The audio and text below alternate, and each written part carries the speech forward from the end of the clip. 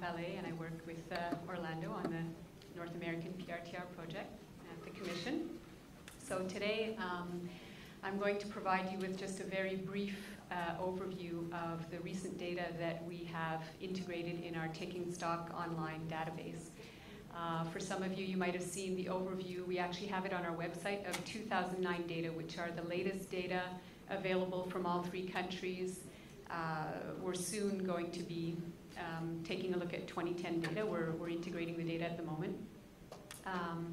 And we have integrated the latest data, which means that if facilities have submitted revisions to their data, those are the data that we've been looking at. It's going to be just really highlights because we're still in the process of doing that analysis. So what I'm going to talk to you about today are the latest 2009 data, the latest version that we've integrated, and looking at some of the major changes between 2005 and 2009.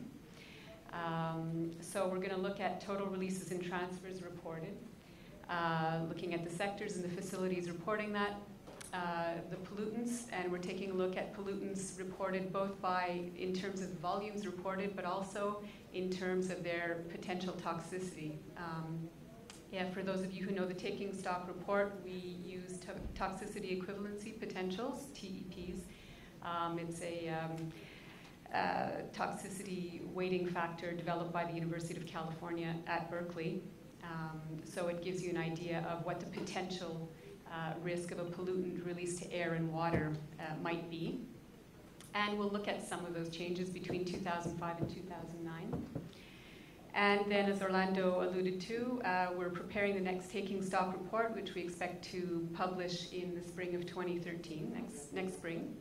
That will be looking at PRTR data and corporate environmental sustainability. And we hope to be able to include 2010 data in that report. So just briefly, here are the reported releases and transfers in 2009. We're looking at about 4.3 billion kilograms reported all around. So that's releases to air, water, land. It's disposal. It includes transfers to recycling, to other types of treatment. So this just gives you an idea that for North America, we've got a very uneven proportion in terms of what's reported, the US being about 2/3 of everything, Canada representing another third more or less, and Mexico about 2% of the total. So that represents industrial makeup, of course, all sorts of things, population size, and so this is what it looks like in terms of what we have reported. Now here are some details of that reporting, as well as some idea of changes over time between 2005 and 2009. If you take a look at the first row, facilities reporting, we've got for each country and then for North America as a total. I'd like to point out before continuing that this reporting doesn't include almost 6,000 facilities in Canada that report air releases of criteria air contaminants, and there are reasons for that. We haven't integrated those data to this point because there are differences in reporting among the three countries for that group of pollutants, and so for the time being, they're not integrated in our database. And for Mexico, Mexico's PRTR system requires reporting of greenhouse gases, and so there are about close to 1,000 facilities that report only air releases of greenhouse gases, and those again are not integrated for the time being in our database because of differences in reporting requirements for that group of pollutants. So as a result, in terms of the reporting facilities that we have for all other toxics, let's just say, for Canada, we're looking at about 2,800 facilities, and there was approximately a 10% decrease in the number of reporting facilities between 2005 and 2009. For Mexico, we've got about 1,500, and that represents a decrease of about 6% over that same time period. And the US, we're looking at about 18,400 facilities, a decrease of a bit over 11% in that time period. So for North America, we're looking at close to 23,000 facilities reporting. The reason I have of 25,775 is because these facilities are those that reported over 0 kilograms. In other words, they are the facilities that contributed in some way to the total releases and transfers that we're seeing reported. Because some facilities can report to their PRTR programs but say, I have nothing to report because I didn't handle that pollutant or whatever. So these are really those that contributed in some way to the amounts that we're seeing.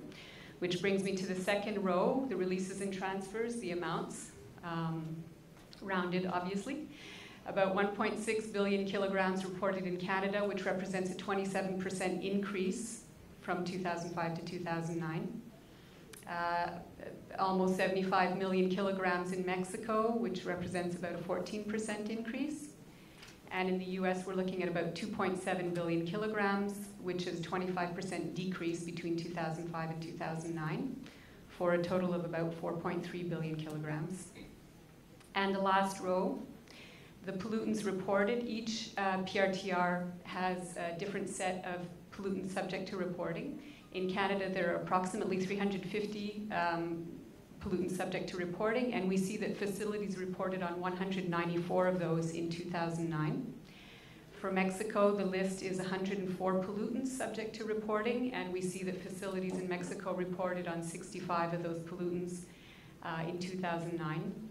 And when I say pollutants, this is single pollutants, and it's also groupings of pollutants that, in order to harmonize, we have to, for instance, group metals and their compounds because of differences in the way those are reported. So you'll have lead and its compounds. So this can represent a group as well. For all three PRTRs, that's how we harmonize the data in taking stock. In the US, where a little over about 620 pollutants are subject to reporting, facilities reported on 425 in 2009. So altogether, facilities reported on 483. 60 of those are common to the three PRTRs. There's a total of 60 pollutants, or pollutant groupings, the metals and their compounds, for instance, that are subject to reporting in all three countries out of all of the pollutants reported. So we'll take a look at the top sectors. This is top sectors by total releases and transfers. Now, normally we like to take a closer look to see what exactly was reported. There's a big difference between something released to air and something sent to recycling, for instance. But looking at total releases and transfers does give us an idea, especially when we're looking at sectors and facilities, basically the sources of these pollutants. It gives us an idea of what the total bulk of pollutants needing to be managed would be. So that's the value of looking at total releases and transfers. So this isn't to say that these were all released directly to the environment. They might have been managed in many different ways. So these are the top 10 sectors that reported in 2009. They represent 71% of everything that got reported in 2009. So a little over 3 billion kilograms. So the top there is, for instance, metal ore mining. In red, we've got the percent change between 2005 and 2009 for that sector. So we see some small changes, we see some quite large changes depending on the sector. I would point out to the right of this table where you see US percent, Canada percent, Mexico percent. That's basically saying where the largest proportion from that sector was reported, where we see that reporting. So for instance, metal ore mining, we're seeing that 97% of that reporting comes from the US. The sectors that are highlighted in yellow, oil and gas extraction, and then the support for mining and oil and gas extraction, that sector is not subject to reporting. Well, the sectors are intimately linked, and they're not subject to reporting under the US TRI. So as a result, we're seeing 99% of the reporting coming out of Canada. Then you've got electric power, which is basically fossil fuel power plants. We're seeing a lot of that reporting coming out of the US. And you've got basic chemical manufacturing, non-ferrous metal production, iron and steel mills and ferroalloy manufacturing, waste collection, treatment and disposal, petroleum and coal products manufacturing, And the last one, water, sewage, and other systems, that's basically public water and wastewater treatment plants. Again, that's the public sector is not, wastewater treatment sector is not subject to reporting in the US. And as a result, we're seeing 98% of that reporting coming out of Canada. So I'll just point to the two areas that are a little bit in blue. You might not be able to see, but because of the relatively small proportion of total amounts coming out of Mexico, I mean, when you put those amounts side by side with Canada and the US, the details would tend to get lost. And so below I put which are the top sectors that we see for Mexico. We're seeing different sectors there. Metal foundries were the top with a very large change between 2005 and 2009, a large increase. Then we've got resin, synthetic rubber, and artificial fibers manufacturing, electrical equipment and component manufacturing, and pipeline transportation of natural gas. So that's just to provide the details for the top sectors in Mexico.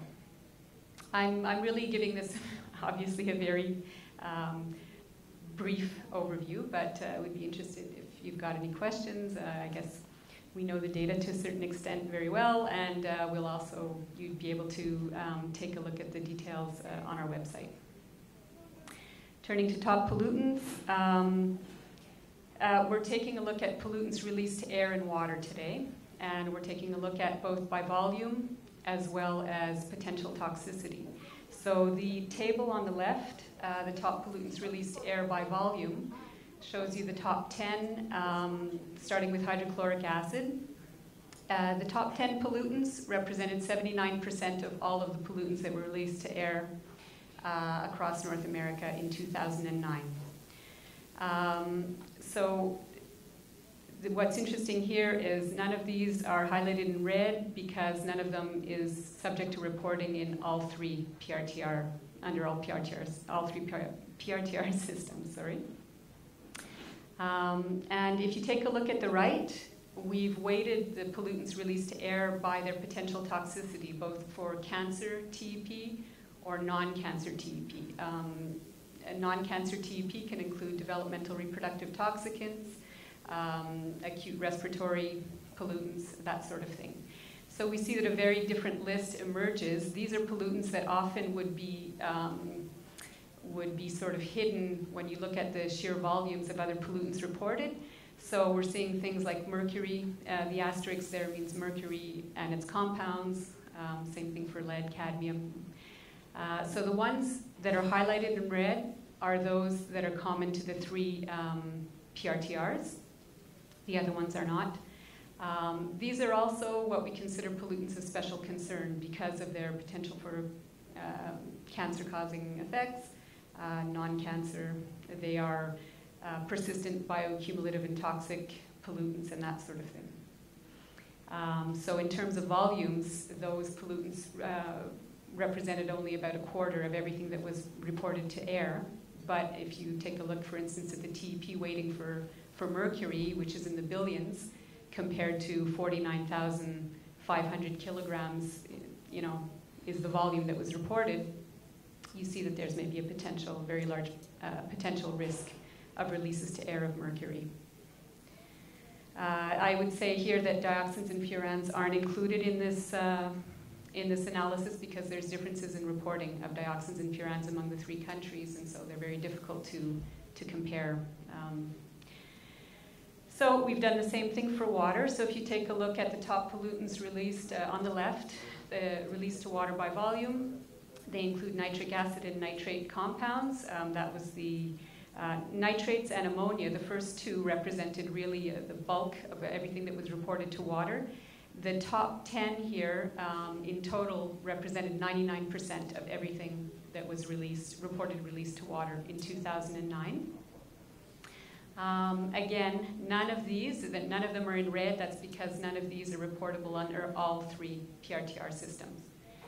And then if you take a look at the table to the right, we've weighted the pollutants by their toxicity potential. So again, for cancer or non-cancer effects. And we see a very different list emerge. Actually, all of these, all 10 are metals or their compounds. And again, we see things like mercury and cadmium with relatively small releases to water compared to other pollutants. We see that their potential for toxicity is very high. So that brings me to basically our taking stock report, the one that we're preparing for this coming spring. We're going to be taking a look at the analysis of changes in 2005 to 2010 reporting. We're going to be focusing a little bit more, while we will take a look at everything and we will present everything that was that's reported, all types of releases and transfers. We will focus on direct releases to the environment, particularly releases to air and water.